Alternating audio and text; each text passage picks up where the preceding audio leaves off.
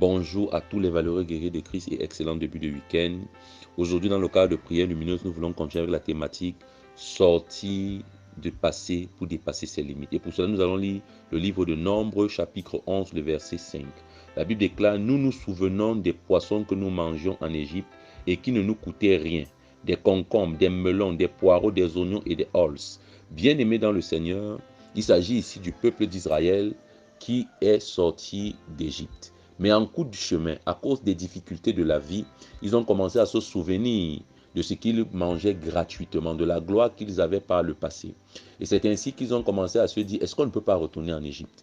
Voilà pourquoi, sur le plan spirituel, où je vais m'attarder vraiment sur le fait de dépasser ses limites sur le plan spirituel. Plusieurs personnes sont restées prisonnières de leur passé et se sont dit: depuis que je suis devenu enfant de Dieu, mes affaires ne marchent pas. Depuis que je suis devenu enfant de Dieu, j'ai l'impression que l'argent me fuit, les opportunités me fuient. Bien-aimé, ne compare pas ta vie passée à celle présente. Pourquoi? Parce que par le passé, tu respectais les principes du monde. Par le passé, parfois, certains d'entre nous, pour avoir de l'argent, étaient obligés de nous compromettre. On se compromettait de N manière, par les rapports sexuels, par de l'arnaque, par la malhonnêteté, par le vol, par la méchanceté, par le kidnapping, bref, par toute forme, par toutes sortes de voies qui n'honoraient pas Dieu. Maintenant, lorsqu'on devient enfant de Dieu, les lois ont changé, la façon de procéder a changé. Dieu veut nous délivrer d'une certaine mentalité et veut nous rendre dépendants de la pensée du royaume.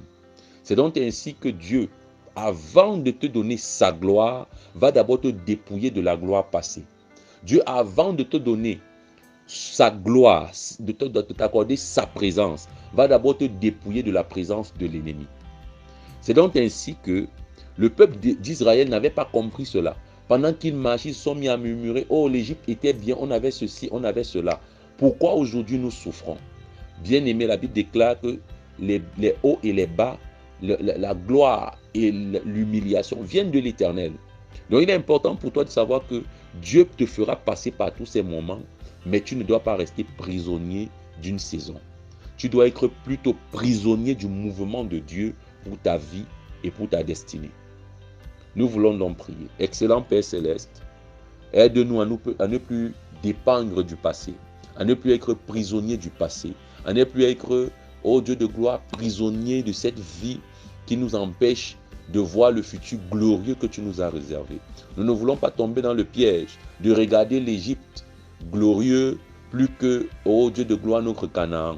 Canaan sera toujours plus glorieux que l'Égypte. Aide-nous à comprendre cela et aide-nous à poursuivre le chemin que nous avons décidé d'emprunter avec toi. Aide-nous à garder tes valeurs, même au milieu de la sécheresse, même au milieu des tempêtes. Aide-nous à garder tes valeurs.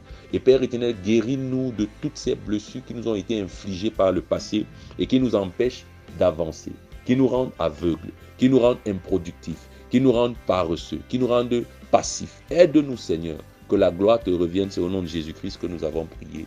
Amen. Tu es hautement béni et que le Saint-Esprit nous conduise. Shalom.